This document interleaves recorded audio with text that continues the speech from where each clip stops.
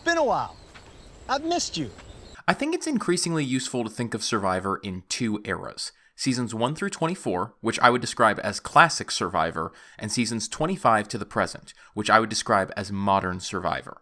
And the major innovation that separates these two eras is the three-tribe format. During classic Survivor, the three-tribe format happens only once during the opening rounds of Survivor All-Stars, and then is not seen again until Survivor Philippines. Since Philippines, the three-tribe format has appeared at some point in 15 of the 19 modern Survivor seasons, which means the average player should assume that at some point they will be on a relatively small tribe competing against two other groups. A shift that dramatically affects strategy, particularly when it comes to the merge. Ellie! Hopkins, switch that over here. The longest side on the ground. That's the right. Flip it. Yes. Push that in. It'll go. Yes. There you go. Bessie is very clearly helping Baca, trying to tell them where their pieces go. Are you helping them? So early on, people tried to think about what is the optimal strategy when it comes to three-tribe seasons, and this led to the development of an idea called the intentional mat-sing. Let me explain. On Survivor Philippines, there were three Day 1 tribes: Tandang, Calabaw, and Mat-Sing. Mat-Sing would go on to become the least successful tribe in Survivor history since the Oolong tribe in Palau. Mat-Sing lost every challenge for the first 4 rounds. While both other tribes still had their full 6 players, Mat-Sing was whittled down to just 2 players, Malcolm and Denise, a tight duo that had bonded early and taken control of the tribe. Malcolm and Denise were separated at the swap before being reunited at the merge, where they became pivotal swing votes in a war between Calabaw and Tandang. In the end, Malcolm and Denise were 2 of the final 4. Malcolm, who would have beat anyone in the final tribal, took 4th place, and Denise was crowned the sole survivor. Cool story, right? But then people started wondering, is there a strategic benefit to losing all of your challenges in the pre-merge and entering the merge as a disaster tribe? This was in the water as early as season 28, when Rob Cesternino asked Malcolm about this very idea on a podcast. A lot of people said earlier in the season where, hey, Mat-Sing, they were down in the numbers. They came back and they had a resurgence. The Brains tribe, they were down in the numbers. Maybe it's a good idea to have, in the 3-tribe season, lose a couple people early, have a tighter group, and then you're not that much of a threat. Do you think that that's the right way to think at all? Malcolm, of course, was not into this idea. When you're cast on Survivor and you end up on 3 tribes setup, do not start losing your initial challenges. I'm never going to recommend that. Don't plan on doing it. Don't trash yourself thinking that's going to make you look weak. Yeah. Leave it at that. Rob has also talked on his podcast about his theory that what matters most going into the merge isn't actually how many players you have, but how closely bonded those players are. In other words, quality over quantity. That sounds like Mat-Sing's situation. And Season 28 only amplified this theory. The Luzon Brains tribe lost 3 of its first 4 immunity challenges, getting cut down to just Spencer, Tasha, and Cass, only for all 3 of them to make the final 6. And then you look back at Survivor All-Stars, the only classic Survivor season with 3 tribes, and that season's disaster tribe, Saboga, lost 2 of its members in the first 2 rounds, and then lost another 2 due to swap screws, leaving only 2 members left by the time of the merge, Jenna and Rupert. Despite entering the merge with the fewest numbers, Jenna and Rupert both made it to the final 4. Are we starting to see a pattern here? By the time we get to season 41, David Voce told Yahoo in exit interviews that his entire tribe came in with the idea of implementing the intentional mat-sing. So the intentional mat-sing is clearly an idea that's out there in the ether. For as much as we've seen over and over again on Survivor the danger of throwing challenges, primarily due to the fact that you can't actually control what will happen at Tribal Council or in the rounds that follow, there's something about the intentional mat-sing that feels alluring, like a strategic cheat code. And I think for a certain type of Survivor nerd who's already more inclined to favor strategic skill over challenge prowess, the idea of throwing every challenge in the pre-merge, cruising with your closest ally to the merge, and somehow being in a better position because of it, sounds like the dream strategy. And anytime something sounds too good to be true, well, it might be. Hi, I'm Taylor from Survivor Florida, and in this video, I decided to statistically break down Survivor history to find out whether the intentional mat-sing is a good idea or a bad one. So first off, spoiler warning, I'm going to spoil every US season of Survivor up to 43. In addition, it's important to take all of this somewhat loosely, and that's because since there are fewer 3-tribe seasons than 2-tribe seasons, and 3-tribe seasons offer more potential merge number variations, we need all the data we can get. The sample size is already small enough that it borders on statistically insignificant, so bear that in mind. On one hand, we have 15 3-tribe seasons to pull from as evidence. On the other hand, we only have 15 3-tribe seasons to use as evidence. Think of how much Survivor has evolved since the 15th season, China. Beyond that, we've only seen 9 seasons that start with 3 tribes. Thus, what I'm saying here is descriptive, what has at times happened, rather than deterministic, what will always happen. That said, history can often be predictive, or at least a useful guide when making decisions. So, if you're thinking about implementing an intentional matsing strategy, there's a couple components to consider. The first is intratribal positioning, or maybe better put, how are you positioned on your tribe?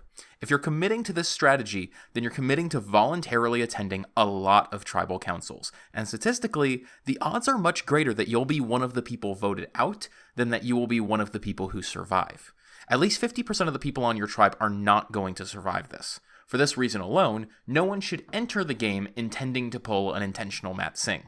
And the reason is, on an even playing field, without knowing your competition yet, it's a suboptimal move. From the position of an average person on your tribe, voting out more than half of the tribe works out for that player less than half of the time. Or put another way, in Modern Survivor, on day 1, you have about a 67% chance of making the merge, since they merge so early these days. If you commit to the intentional matsing, you have about a 50% chance of making the merge, if not worse odds. Thus, your odds of making it even halfway went down. However, in certain situations, it can be more viable. If your tribe happens to perform significantly worse than the others in the first 2 or 3 challenges, leading to losing 2 members very quickly, and you're extremely confident that you could survive down to 2 members left with any combination of the other players, hypothetically, it may be more advantageous to lean into the skid, throw the remaining challenges, and aim for the intentional matsing. It's still a risky strategy, but if you're already in a hole, there's some light statistical evidence that it's better to be in a deep hole than in a shallow one. That is more or less sort of the thesis of this video, and the rest of this video is going to be spent explaining in excruciating detail how I reached those conclusions. But if you just want a simple takeaway, that's it. You should not throw challenges unless you are already losing so badly that, what's a few more? Now, if you're still watching at this point, you're probably curious about how we reached that conclusion. So let's get into it. How would you gauge whether you're in a good enough position to risk throwing challenges? Well, one metric might be if you have an idol or another advantage that can functionally guarantee your safety until the merge. If there's only one tribal council left and you have an idol, you can just play it and ensure your safety. A better long-term solution is to be insulated at the power center of your tribe. This is much more subjective, but one good gauge might be whether you're voting with the majority of your tribe. So when I use the term disaster tribe, I'm referring to tribes that went to at least 3 tribal councils in a 3-tribe situation. These are relatively rare, happening only 4 times in Survivor history. The 4 tribes are Matsing from Philippines, Luzon from Cagayan, Totang from Koh Rong, and Ua from Survivor 41. So I decided to look and see if there was anything that separated the people who survived these tribes from the people who didn't. You might think, well, are they voting in the majority? But actually, voting alongside the majority in early votes isn't predictive whatsoever of future success. 9 of the 10 players who didn't make the merge had a perfect voting record, or at least they did, up until the tribal where they went home. Small tribes actually vote unanimously about half the time, so this isn't particularly surprising. However, one metric did emerge as particularly predictive for whether or not someone would make the merge, and it's this. Has anyone ever voted for you at a previous tribal council? Of the 20 players who survived at least one tribal council on a disaster tribe, 11 of them received at least 1 vote at a tribal council where they didn't go home. Of those 11, only 4 of them made the merge. Those players were Malcolm, Spencer, Scott, and Ricard. That leaves 9 players who never received votes at a tribal where they didn't go home. And of those 9 players, 67% made the merge. So what about the remaining 33% who weren't voted for until suddenly they were, until the tribal where they went home? Well, you might notice a trend here. Garrett, Roxy, and Jennifer were all the second person sent home. This actually leads us to a pretty actionable statistic, which is that almost every player who survived at least 2 tribal councils without having their name written down even once successfully made the merge, no matter how many more tribal councils they went to. Out of 20 players, there's only one exception to this, and it's Jeannie from 41, and she received a vote at the 3rd tribal council she attended. Jeannie is also a bit anomalous, as she voted incorrectly at both of the first 2 tribal councils, which is the only time that's ever happened on a 3-tribe season. So what do we learn from this? Well, remember how I said you shouldn't decide to do the intentional matsing until you've already voted out at least 2 people? This is another reason to support that. After 2 tribals, you have enough data to know whether you have a strong chance to make the merge or not. Plenty of people have been blindsided at their 2nd tribal council.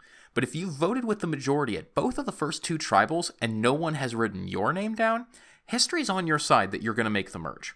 Now, all of this is to say that you can do the intentional matsing with some degree of confidence that you're going to make the merge. But should you do the intentional matsing? Again, to reset the board, the logic behind the intentional matsing is that coming in as a disaster tribe lowers your perceived threat level at the merge, allowing you to get into a stable numbers majority and ride that out until deep in the merge. Now, if you're someone who feels like they could be a big threat or an easy consensus boot in the early jury portion, that's a pretty attractive strategy. So let's talk about intertribal positioning. New vocabulary. I'm going to use the phrase primary tribe a lot in this discussion. Primary tribe is a thing that I made up. Primary tribe refers to whatever tribe players spent the most days in. Primary tribe is extremely predictive when it comes to alliance loyalty and targets at the merge. Basically, Survivor shows that the more days you spend with this group and not with other groups, the more likely you are to stay with them. Usually, the primary tribe is the first tribe you're in, but there are some exceptions. For example, in Guatemala, Panama, and Gabon, the swap tribes exist for longer than the original tribes, so merge battle lines end up being based on the swap configurations rather than original tribe loyalty. So when I talk about 2-tribe seasons, what I'm actually talking about are the seasons where there are 2 primary tribes. That doesn't mean they didn't get swapped into 3 tribes at some point, but it does mean that these 3-tribe configurations mostly had little bearing on players' ultimate loyalties. They spent most of their time in 2-tribe groupings. And that matters because a 2-tribe landscape encourages a very us versus them mentality, which can often lead to steamrolls at the merge as soon as one tribe gets the upper hand. Now, this is especially common in seasons where there are never any swaps because no one has any incentive to work with the other side. So let me say this very clearly. On a 2-tribe season, or any season where you start with 2 tribes, there is only one viable strategy. Go into the merge with as many of your original numbers as possible. Is it boring? Yes, but it's a dominant strategy that there is basically no counter for. I'm sure you're thinking of the exceptions right now, and there are exceptions, but those exceptions prove the rule, though they do also highlight one really weird quirk. So let's just dive into it. What the data shows is that in a 2-tribe season, you need to enter the merge with numbers, but you want the margin of those numbers to be as small as possible to maximize your odds of success. That's a little counterintuitive, so let's break that down. Let's say that there's a 12-player merge, and 2 tribes come in tied 6-6. The tribe that wins that vote, by keeping all of its players intact to that tribal, performs 2.18 places better than the average player. The average member of that tribe finishes in 4th place. History suggests that you will almost certainly make it to finale night if your tribe wins a tied battle at the merge. And by contrast, the losing tribe has an average member finish of 7th place. They finish 1.14 places worse than the average player. The outcome of that first merged tribal introduces a swing of nearly 3 full placements based on nothing but intertribal positioning. And in all 5 seasons where the primary tribes came in with equal numbers, the winner was someone from the tribe that won the first merge vote. These winners include Richard, Tina, Kim, Sophie, and Sandra in Heroes vs. Villains. And you might notice, all of these winners' tribes pagonged the other tribe out of the game. Heck, Richard invented that strategy. However, the introduction of any difference in tribe margins at all completely changes the dynamic. In fact, the larger the margin between the majority and minority tribes entering the merge, the less there's any difference at all between them. When the margin is just 1 or 2 players difference between both tribes, so for instance 7-5 at that 12-person merge, the majority tribe only has a 1-place advantage. When the margin is 3 or 4, meaning a tribe of 8 versus a tribe of 4 at the merge, The majority tribe is actually slightly less likely to succeed than the minority, though really the odds are basically even. I suspect that this is because having such a dominant majority makes the majority tribe more complacent and likely to turn on its own, which opens the door for underdog tribes like Foa and Jalapao to occasionally conquer them and balance out the statistical average. Still, those situations are pretty rare, and the most common outcomes are margins of 0 to 2 going into the merge, which occur in the vast majority of two-tribe seasons. And these numbers suggest that whichever tribe gains that upper hand at the merge will be in the driver's seat for the entire rest of the game. This meta became so powerful, in fact, that producers basically had to nerf it by making the 3-tribe season the new standard after 3 straight seasons of the bigger tribe pagonging the little tribe. 3-tribe seasons are much less predictable, and this logically makes sense because it's not simply us versus them. Even if you're 100% loyal to your primary tribe mates, there's more variables to track and options to consider, and that creates more fluid merge dynamics, and we see that in the data. For 3-tribe seasons, the margins being referred to, by the way, are the members of the tribe in question minus the total of all other players on the other 2 tribes combined. Basically, this tribe versus the field. As such, in 3-tribe seasons, negative margins are almost always the case. There's only ever been 2 tribes that entered a 3-tribe merge with a positive or neutral margin. Tandang in the Philippines entered the merge with a positive +1 margin, since they outnumbered the other 2 tribes combined 6-5. Luvu in Survivor 41 also entered the merge with a neutral margin, coming in 6-6 against the field. You get in this position by never losing a challenge, and it is by far the most advantageous position you can be in during a 3-tribe season. I refer to it as bully position because you can essentially just bully the other tribes into doing whatever you want. You have the option to essentially just pagong both other tribes in this position. It's pretty rare, it's pretty powerful, and no one has ever used it super well. Both Luvu and Tandang voted out their own members immediately at the first tribal council, effectively giving up this margin advantage immediately. That said, even used suboptimally, it's still the most statistically effective position. People like to joke about the unintentional Tandang and that actually you do want to go to tribal council before the merge, because you don't want to blow it like Tandang did, but also Tandang had 2 of the final 3 and 3 of the final 5, and if Lisa and Skupin had done the logical thing and taken Abby Maria to the finals over Malcolm or Denise, then Tandang would have won the season, which is what Luvu does. Erica wins, Deshawn gets 2nd, Heather gets 4th, and Danny even makes the final 6. This is a really effective position to be in. And granted, we don't have a ton of data on it, but given that none of these tribes were even trying to work together, and they all made it to the end, I feel like the stats would only improve if we keep seeing this. It's the position that best ensures someone from your tribe will win the game, though it may or may not be you.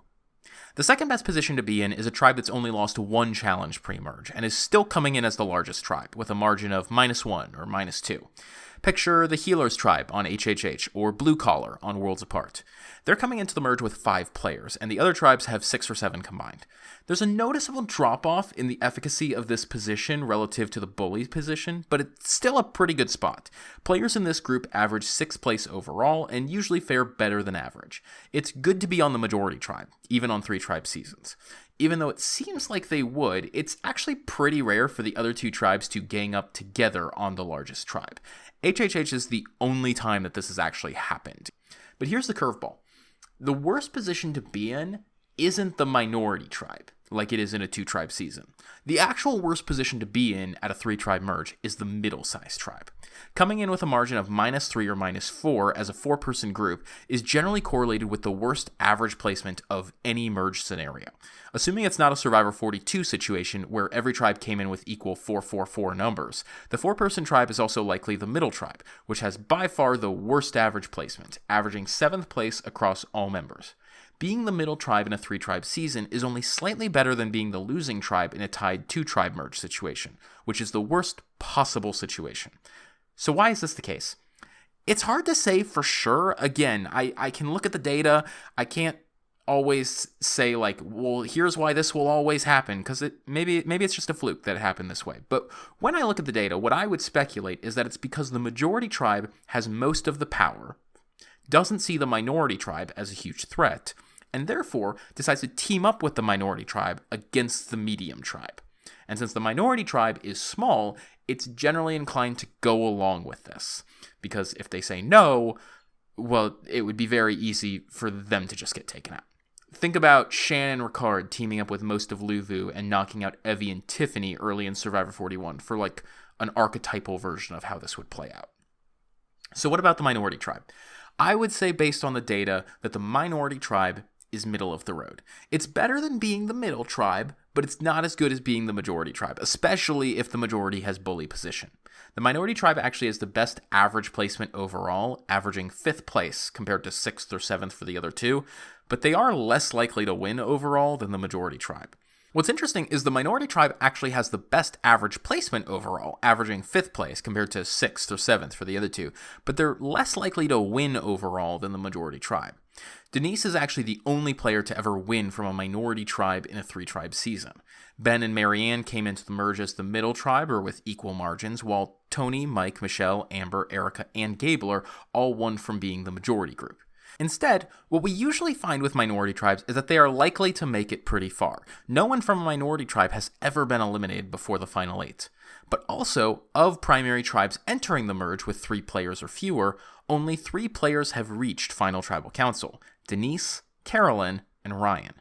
Most minority tribe players end up finishing somewhere between 7th and 4th place. The Brains tribe from Cagayan is a great example of this phenomenon. Cass, Spencer, and Tasha went untouched from the final 11 to the final 7, and then were voted off in 3 of the next 4 tribal councils as 6th, 4th, and 3rd place. What does this mean for the intentional Mat Singh?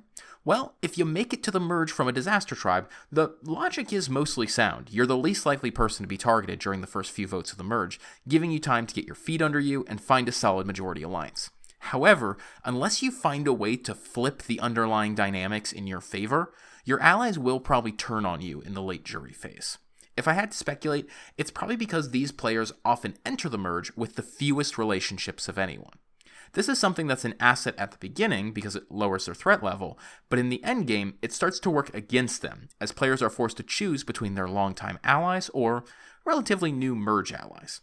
Or perhaps in the cases of players like Rupert, Malcolm, or Ricard, who became viewed as massive threats, the numbers disadvantage is no longer big enough to hide their inherent threat level. Either way, disaster tribe players tend to get slaughtered during the endgame phase. And that makes the intentional Mat Singh strategy a really great approach if you just want to make it to finale night, and a really bad strategy for winning the game. Even the most successful disaster tribe, the original Mat Singh tribe, is evidence of this theory. At the final 7, Lisa and Skupin's first move was to go to Jonathan and Carter and propose an alliance to take out Malcolm and Denise. It was only when Jonathan turned down this alliance that Lisa and Skupin teamed up with Malcolm and Denise. If that hadn't happened, there would be literally no example of someone from a disaster tribe winning a 3-tribe season. Again, I really want to emphasize here that even on a 3-tribe season, if you want to win the game, then you want to have the most numbers coming into the merge. In seasons that start with 3 tribes, the winner has come from the largest tribe 6 out of 8 times. In seasons where there are 3 tribes going into the merge, the winner has come from the largest tribe 4 out of 7 times. By comparison, the winners only come from the middle tribe once, and the smallest tribe 3 times. We see over and over again on Survivor that what tends to happen is that when 3 tribes merge, someone from the largest tribe goes home, often due to unresolved tension stemming from them never going to tribal council, though sometimes due to something like an idol or a twist. But then basically only one other member of that tribe goes home for the entire rest of the merge until finale night. And suddenly, there's 3 members of the majority tribe sitting in the final 5. And then typically, one of them wins.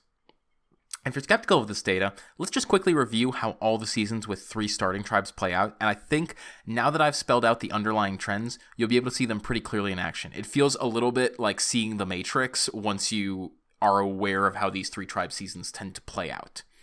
Survivor All-Stars, the OG 3-tribe season, features Saboga losing the first 2 immunity challenges, as well as a challenge that sees them get split up between the other 2 tribes, Shapera and Mogo Mogo.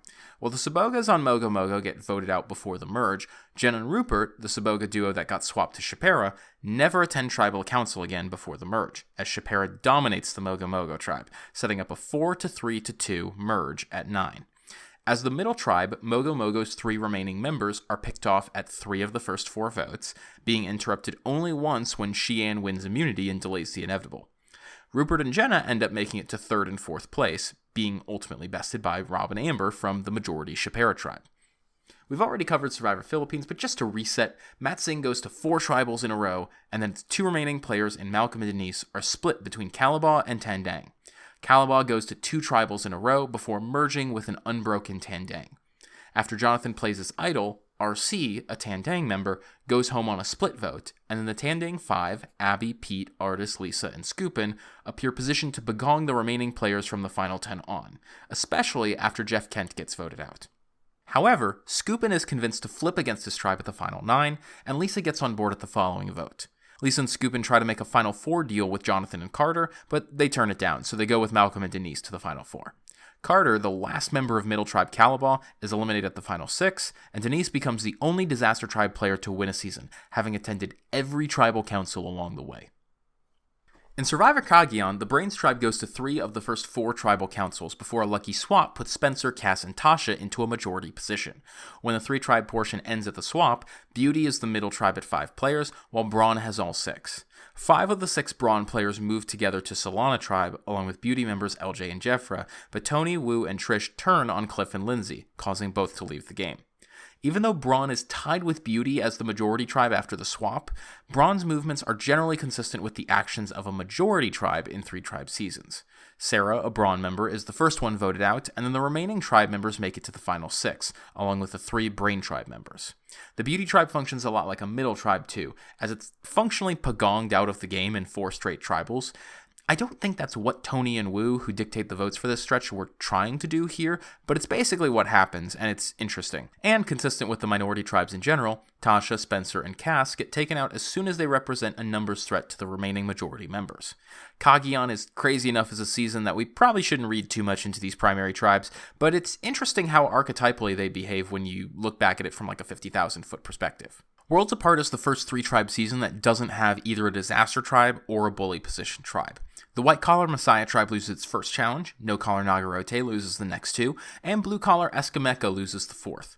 However, at the swap, Messiah loses 2 more players, resulting in a 5-4-3 split between the 3 groups entering the merge. The minority and majority tribes team up to take out the middle tribe, Nagarote, and they're basically successful. Jen saves herself with an idol, resulting in Kelly from the majority tribe going home first, but then 3 no-callers go home in the next 3 votes. Will only survives to the final tribal council because he flips on his tribe and he's an obvious goat.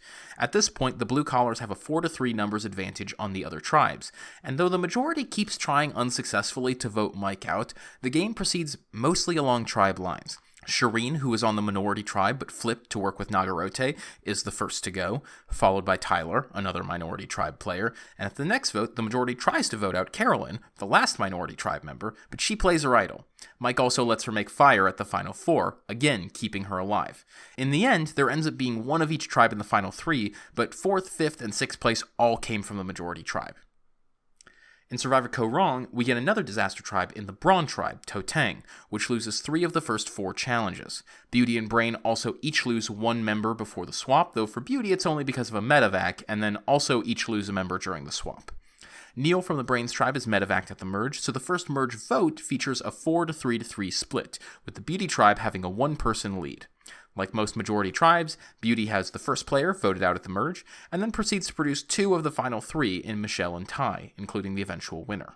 The Totang Disaster Tribe all make it to the final 8, despite being on different sides, with Sydney, the last member standing, getting voted out at the final 4. Heroes vs. Healers vs. Hustlers is the season that breaks the mold the most, and I wonder if it's because it's the only Survivor season that swaps from 3 starting tribes into 3 new tribes.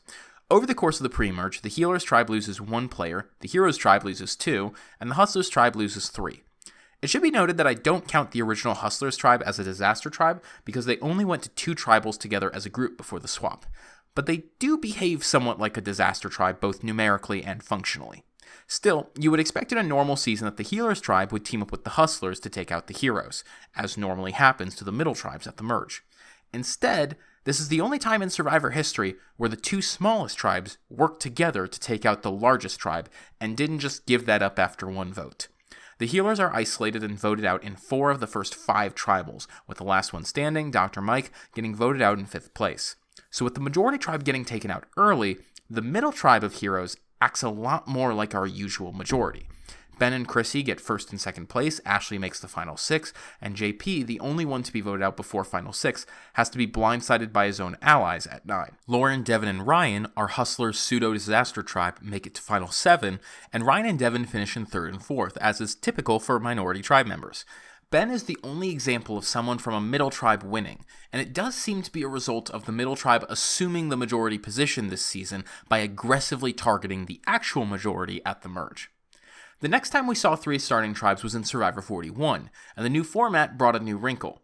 This is the first time we see 3 tribes without any swaps, and it shows.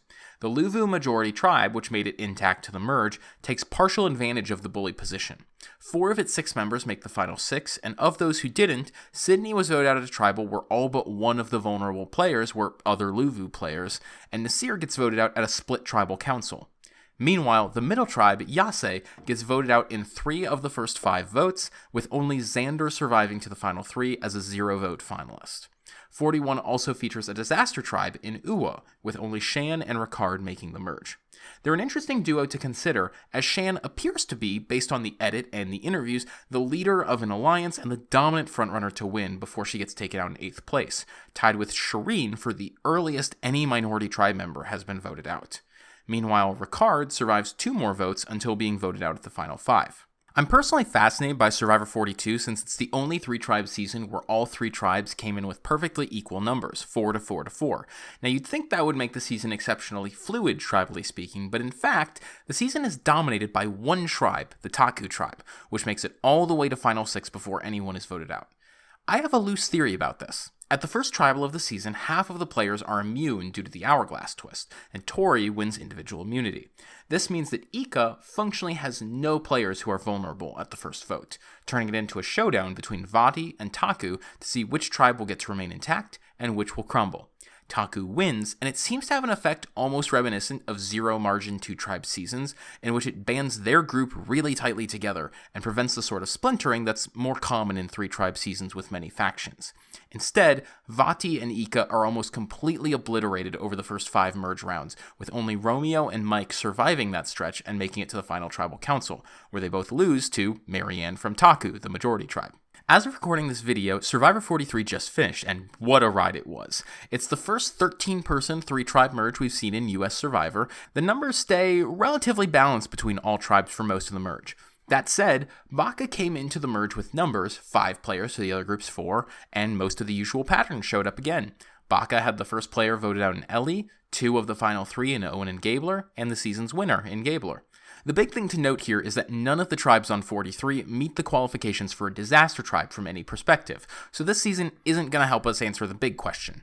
And what is that big question? Well, it's simple. Future players, should you do the intentional matsing? And the answer is, it depends. I think I'd think of it as a series of questions, like a flowchart almost. Are you on a 3-tribe season?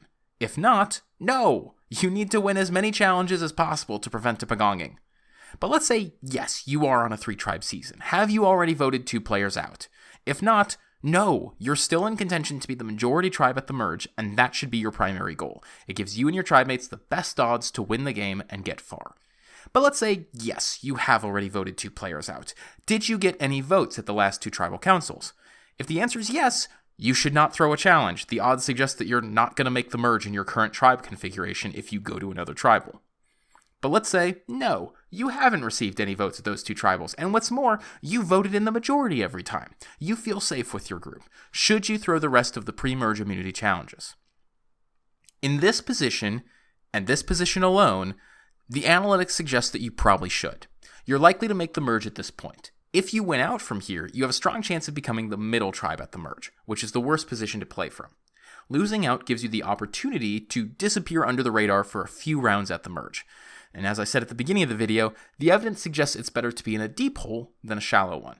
However, you're not out of the woods yet. You need to use this early merge time to build very strong relationships and/or try to accumulate as many overpowered advantages or idols as possible, so that when your tribe mates turn on you in a few rounds, and they will turn on you, you have enough ammo in your pocket to survive to the end, in the style of Rick Devens or Ben Driebergen. Practice your fire making. Think up weird 3-2-1 voting scenarios. Get your bag of tricks ready, because you're gonna have to use it. But hey, at least you're in the end game. You still got a shot. Thanks everyone for watching this whole video about the intentional Matt Singh strategy. Easily one of the nerdiest deep dives I've done, and kind of a far cry from my other ranking videos. So if you liked this, if you want to see more stuff like this, let me know. I'm happy to make more like this. If you want me to just go back to ranking things, let me know that too. Follow if you want to see more Survivor videos or weird stuff. And the video's long enough at this point, so I'm just going to end it here.